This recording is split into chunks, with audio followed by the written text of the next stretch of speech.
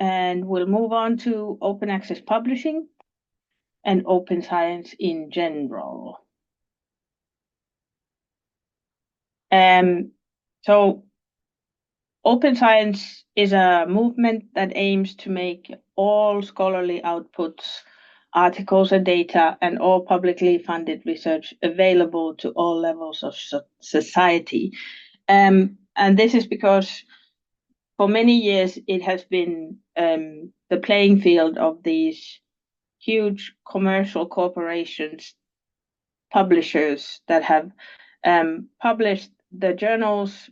And now that we are all online, it seems unnecessary for the journals to be hidden behind paywalls and people having to pay to read the journal articles. So that's what the open science movement is trying to change. Because if the research is publicly funded, then even the scholarly outputs should be open to the public. The goal is to be as open as possible, as closed as necessary. This is mostly to do with the research data that you may collect in your research.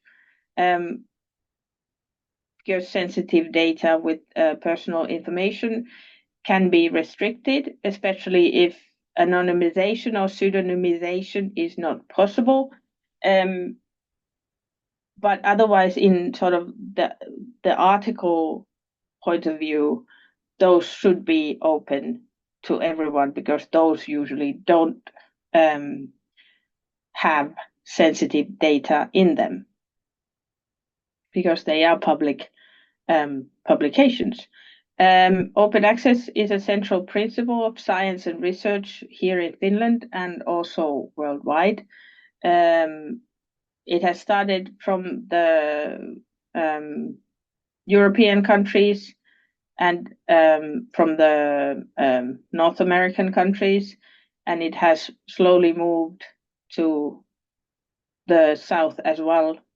The South is more sort of a beneficiary of having open access because they usually don't have as much money as the global North. The global South is poorer with regards to paying for these open access fees, for example. But scholarly publications produced at research institutes should be published open access if allowed by the terms of the publisher. Open access, there are different types of open access. We'll go through them in a minute. But first, we'll look at the benefits of open science. This is from a Frontiers article called Institutionalizing Open Science in Africa, Limitations and Prospects. But it is general, you can generalize it to benefit everyone. So with the benefits of open science, you gain more public engagement and public trust by having your research openly available to everyone. It increases the public's interest in research, science advocacy, research transparency, and the scientific community also has benefits from open science because it also increases their trust and integrity and peer support and protection. There's all in all, there's loads of benefits to following the open science ideology, such as increased networking and collaboration and innovation, and the possibility of commercialization, visibility, and impact of your research going global rather than just the global North. And the scholarly community will gain more trust and support and increased public engagement. Networking and collaboration, specifically for you as early career researchers, would be a definite pro for the open science ideology. you get access to, well, at least people say. I've heard from a lot of open science advocates that they have gotten more collaboration invites from actual researchers, not just these suspicious publishers, but from actual researchers in their field, asking them to come and join their research, for example, because they have had the access to the research articles that they have published open access. It also increases resource and idea sharing. So if you have open data, it will be more efficient if if you only use the data once.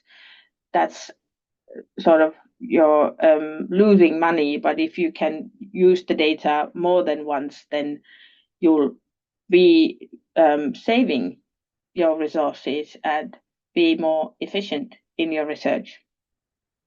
And the visibility and impact will also be more global than just local or for the global north that has access to the paywalled journals in the publishers' websites. And maybe even awards or recognition globally for your research. But these are all the benefits that you can expect if you follow the open science ideology. And the advantages of open access publishing is similar. So the visibility and accessibility of your research will improve. And the quality of research improves as transparency increases. So when you have open access, published your article open access, you are also more sort of visible and transparent in that it isn't just for the minority of people globally that can access your research findings. Open access publishing is free to use for everyone. There's no fees for access, only for publishing. Those APCs that I mentioned before the break. Search engines like Google find open access articles better than paywalled articles. So that way the visibility increases as well. And for authors, the benefits are that you retain the copyright for your paper when you publish open access. So it has been sort of the policy, the company policy for these commercial legacy publishers that they get the copyright for your article, which means that you have only a really small right to the paper that you have published in their journal behind the paywall, in that you can just share your article to specific people, and you can't publicize about it other than just linking to the paywalled article. So retaining your copyright is really good, because then you have complete right in using your paper and spreading information on it to everyone. It accelerates collaboration, interdisciplinary conversation, because more people have access to your articles and to your research findings, and innovations based on research results, because most of the commercial companies, so people that may have may want to use your research findings to innovate products or something like that, they usually do not have access to the academic publishers' websites, because they cost money, and they cost a lot of money. So sometimes even accessing an article may cost you $45 just for one article, which is quite a lot. So having your articles published open access also increases the possibility of getting innovations done based on your research findings commercially. Also, the probability of being cited increases when there are more eyes on your article, because it's available for more people than just the ones that have the money to pay to access the article. So these are all very good things. The types of open access, there are several. There's platinum or diamond open access, which is free for readers and authors. This isn't there. There's not that many diamond open access journals yet, because someone has to pay for the work the editors in the journals do. So this is in the minimum of journals that have this type of open access policy. Gold open access is the most usual, which means that it's free for readers, but authors have to pay an article processing charge, an APC, and there you will also be choosing a CC license to decide what user rights you want to give the people that are seeing your article. Green open access, which means your peer-reviewed accepted manuscript or final draft is self-archived long-term in an open institutional or subject-specific repository with possible embargoes, specifically embargoes with the legacy journal publishers. They usually have embargoes on when you can have the final draft open to the public. So usually later than when the original article has been published. Some examples of open repositories that are not neither institutional nor subject specific are Zenodo, Archive, and PMC. And these have these final draft articles. And the final draft of an article means that it's it has the same information as the actual published article, but it doesn't look the same. Self-archiving can also be called parallel publishing, which I used yesterday as a term for this same thing. So self-archiving is, I guess, a better term because it would be less, well, you won't confuse it with actual publishing. Self-archiving is more similar to sharing something than actual publishing. Hybrid open access is what the traditional subscription-based journals use.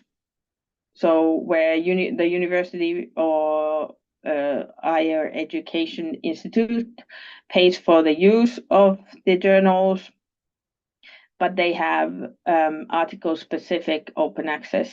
They have open access articles that anyone can access, but not all of the journals that are in their database is open.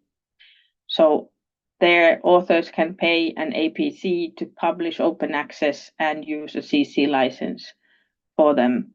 And also in these, you will retain your copyright if you pay an additional fee to publish the article. There's also preprints, which are the first draft with no peer review or fact checking. There are several archive type preprint repositories. Some of them are called medRxiv and SciArchive. There's bioRxiv as well. But these articles are pre-peer review, so those the information in these preprints has probably changed quite a bit after they have been published. But those are also used as laying claim to your findings. But also here, some publishers do not want you to use preprint repositories because that's also considered as a way of publishing your findings before publishing it in an official journal, and they may not accept your article if you have put your first draft in a preprint repository.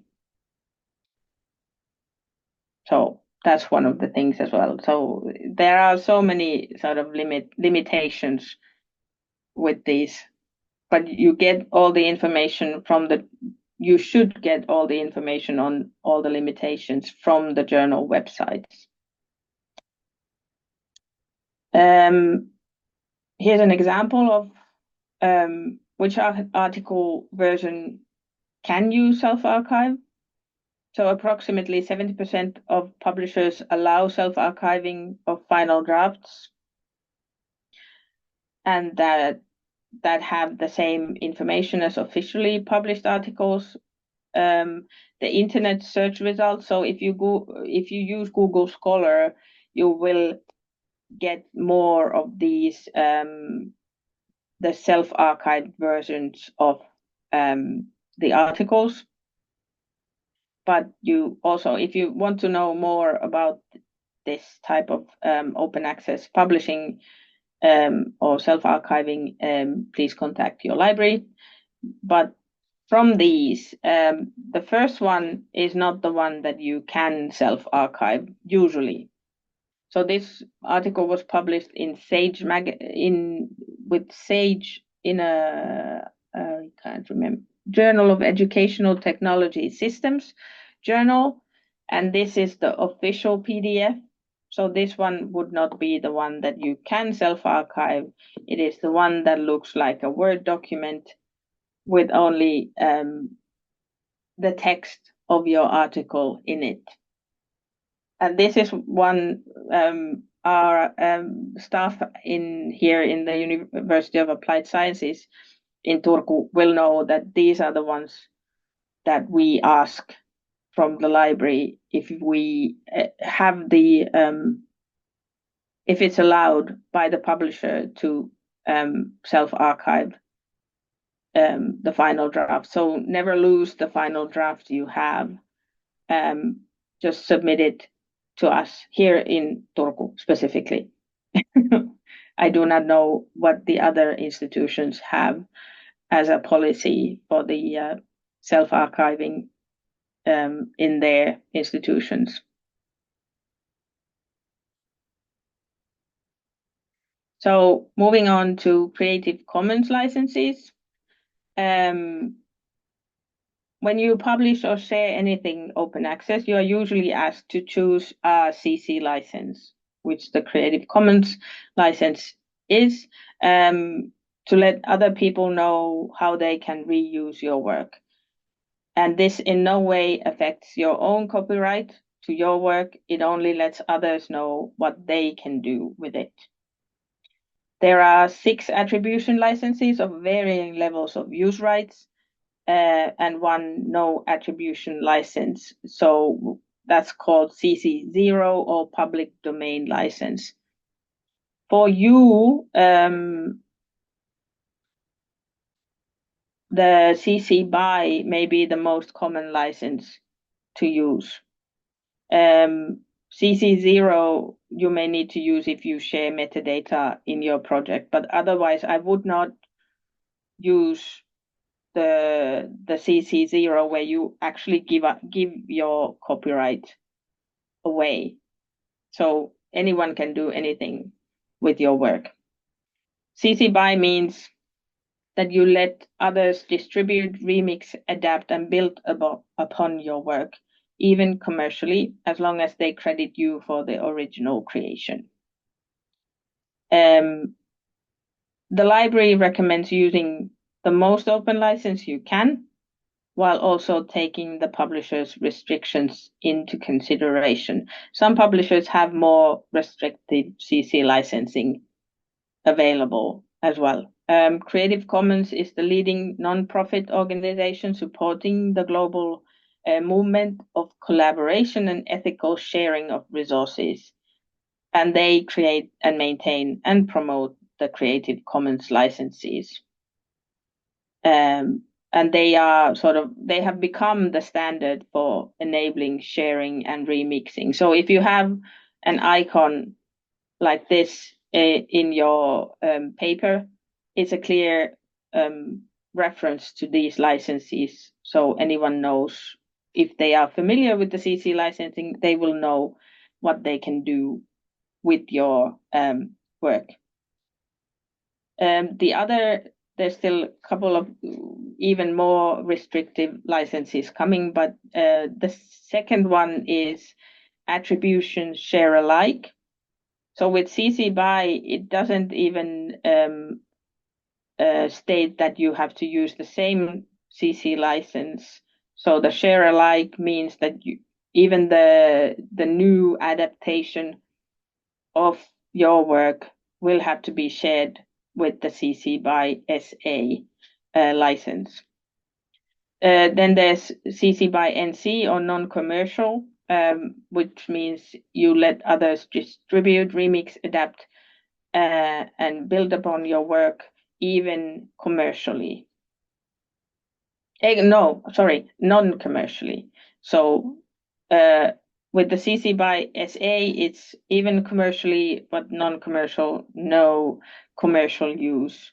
So no companies can use your work, or commercial companies can use your work. Then there's CC BY ND, no derivatives, which means others can copy and distribute your work in any medium and format, but they cannot adapt it as long as they credit you for the original creation. The last ones are the most restrictive. They both have the non-commercial thing, so your work can only be used non-commercially.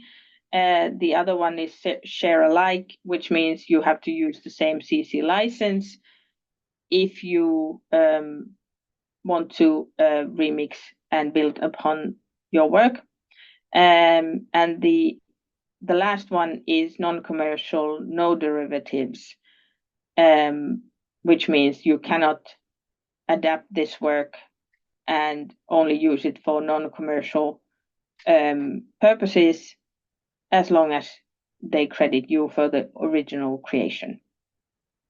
But the most common we recommend using is the CC BY license.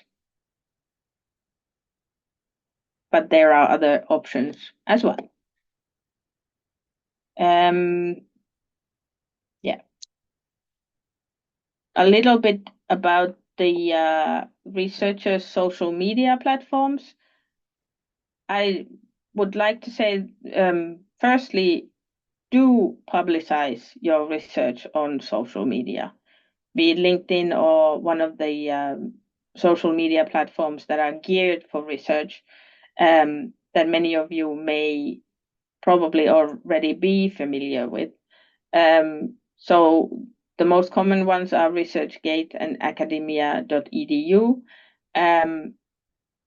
Academia.edu has nothing to do with education. It's a commercial platform again, but it was established so early that they got the .edu ending without sort of no checks or balances, or no checking of their educational status. So even though it has the .edu, which would be a reliable ending in a website address, it's commercial, as the same as LinkedIn or Instagram or any of these social media platforms. It is the same. they are not suitable for OA self-archiving. So the green open access I was talking about, because you can upload your articles in ResearchGate and academia.edu, but they don't, they are private companies and there are no guarantees for long-term digital preservation, which green open access does guarantee you if you do it the proper way.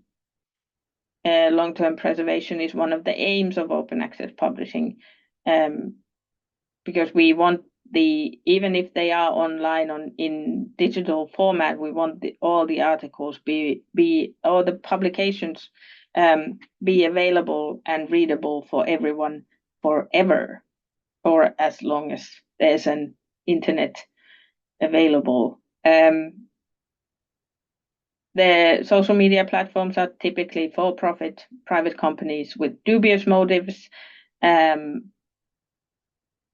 If you cite an article that you have found on ResearchGate or academia.edu, the links may not work very long.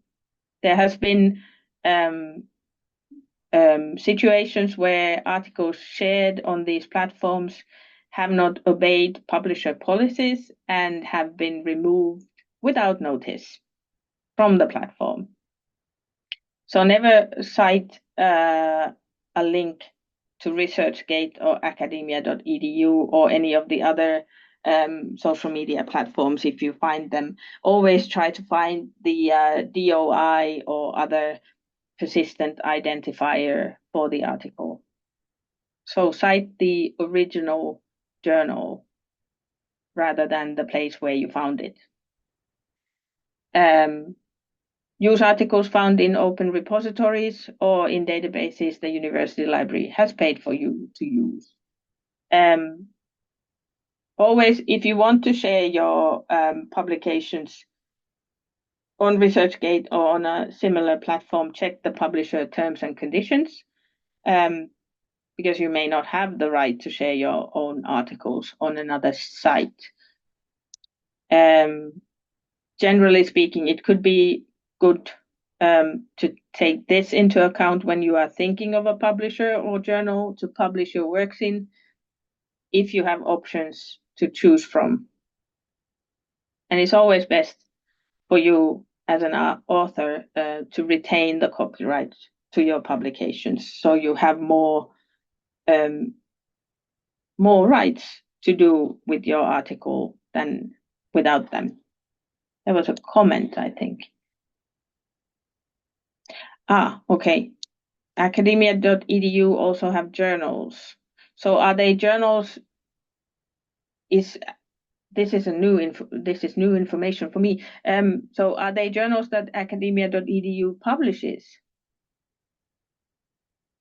Because I haven't come across journals like these. Does anyone else know? This is completely new information for me. Okay, so they are what? Oh, wow. I'm just learning new information all the time. So, yeah, I don't know. I think I have to, if no one from our side, from my colleagues, has an answer for this, I'll have to come back to it tomorrow at the start of the webinar to see if these, I don't know. I'd say it's, because they are also for-profit private companies, just as any academic publishers, the legacy publishers are, then I would say if they have the same procedures and policies as the legacy publishers have, then they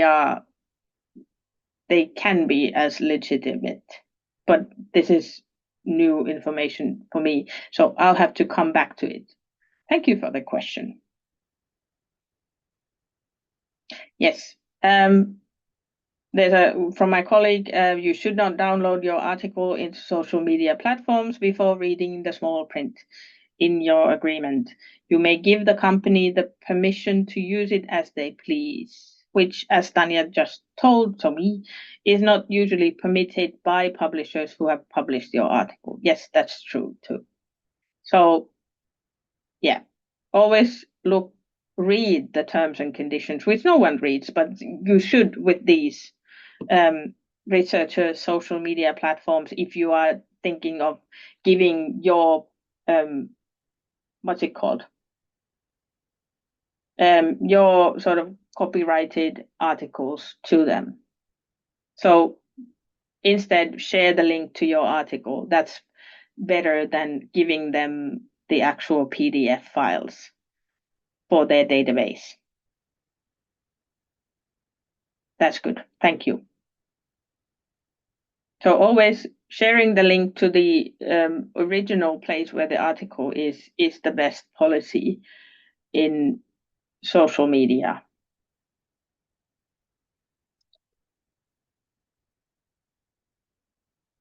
Did I have anything else here?